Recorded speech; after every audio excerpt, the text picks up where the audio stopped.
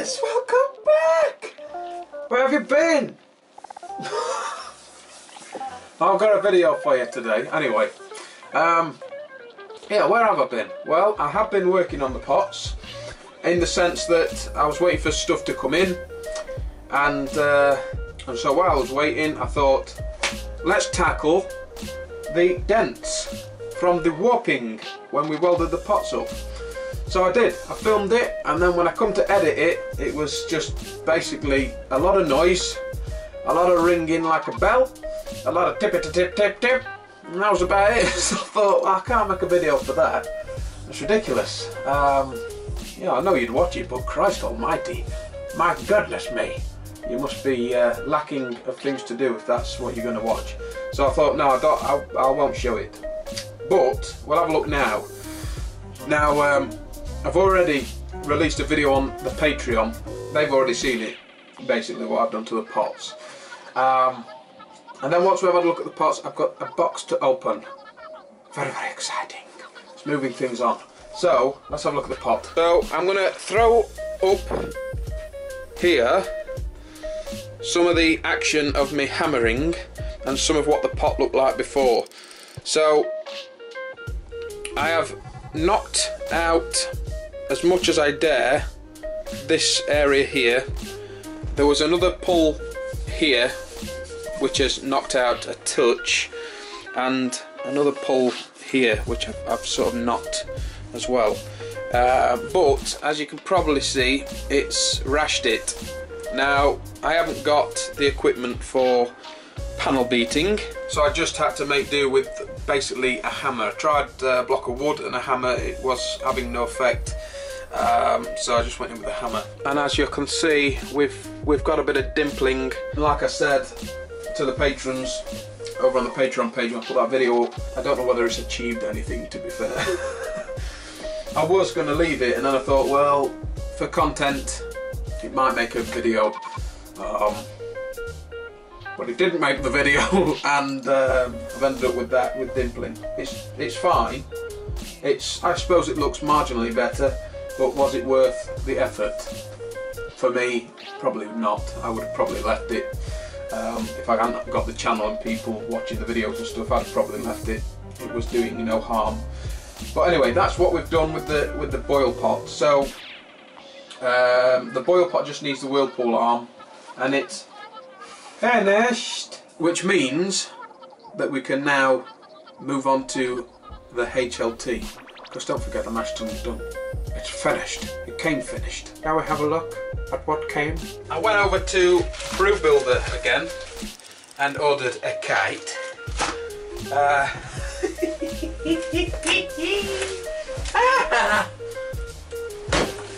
And a box. Now, because this is for the HLT, I'm guessing you know roughly what's inside this box. We're going to open it anyway. This is all thanks to the support that people have pledged on Patreon. This is from them, which is why we set up the Patreon page, to fund and help me do projects like this, and it's paying off. A massive thanks. They've already seen this video before it's gone up onto the main channel. So we'll start with the kite. The kite, I don't need scissors or anything, it's just a bag, right? Now, what's in here? I hear you cry. Maybe you're not. Maybe you already know.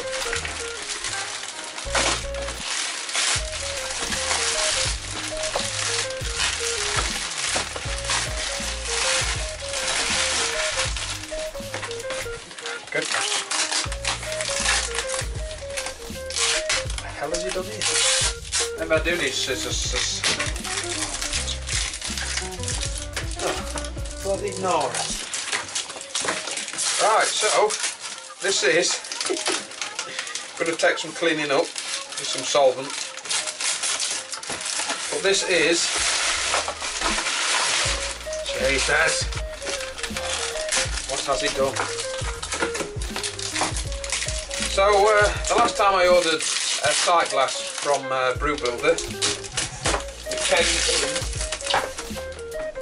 one of these, alright, which was fantastic, and this time it's been sent like this, which, I mean, I suppose it's arrived in good nick. It's not broke, I mean. But now I've got to clean all this off it. The way it was sent last time was a lot easier. And in here we have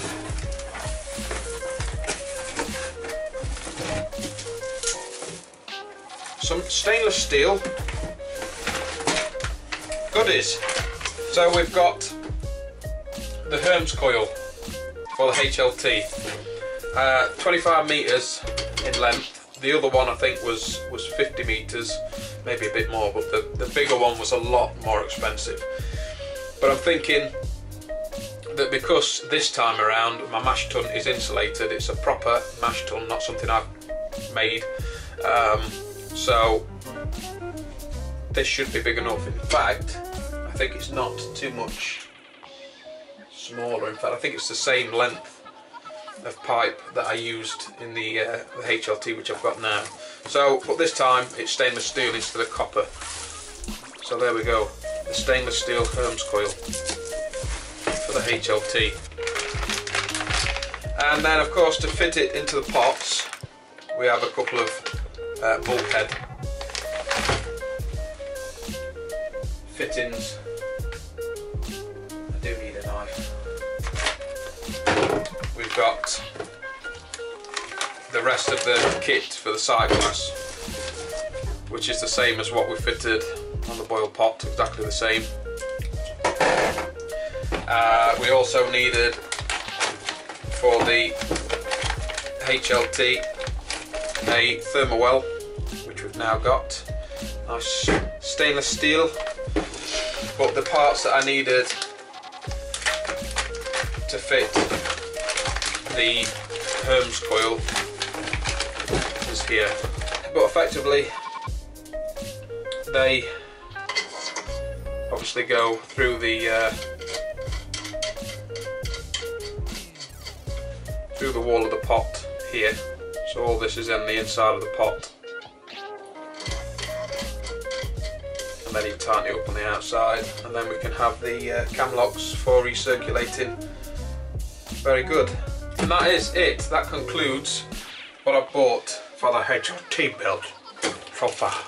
So that's that. That's what's arrived. More shiny stainless.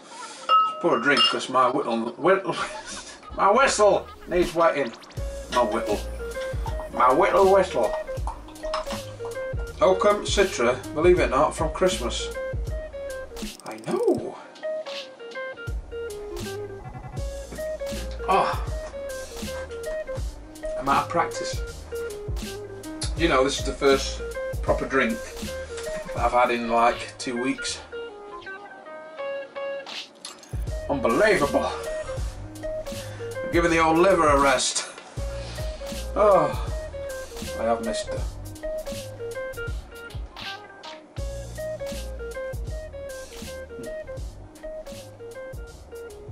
Oh, so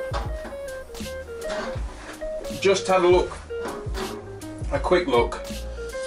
This is just an unboxing video, but just had a very quick look at the Herms coil, the size of it, and it's tight. It's tight. So if it doesn't fit in there with the bulkhead, it fits in. It's how the bulkhead. It's how the bulkhead fittings are made up. So you've got more than what I thought was going into the HLT. Let me show you. I had envisioned sort of all of this being outside the HLT, like from here, and that being inside. But really, all this is inside, which pushes the whole thing further into the pot. So it's a squeeze. Not really had a proper look, but just at just a quick glance, hovering it in, it's a squeeze. It's a squeeze. So if we can't get it working, then it'll have to go back, and I'll have to source a different one. I thought it'd be okay. We'll see. Right, about wraps this video up. The only thing I want to just touch on is that now we're sort of in the depths of winter. We've got really February and then March, April it starts to pick up again. But the Keezer, frickin' Keezer, hasn't missed a beat with the temperature throughout like November, December, January, and we've had, I mean, it's been cold. You know, it's not been like ridiculously cold like everywhere else, -40 in America, some place in America and whatnot, but it's been like -1 degrees in here, and the HLT has remained at, what have I said it at? 8 degrees. So the heater in there is doing what I wanted it to do, successfully, because I know when I put it in there, there was a couple of people that were a bit bemused, a bit puzzled at why I'd put a heater in something that cools beer, but that's the reason why. So it's maintained a nice temperature. It means that I could have come in here, poured myself a nice, perfectly 8 degrees beer, and took it back in the house and enjoyed it.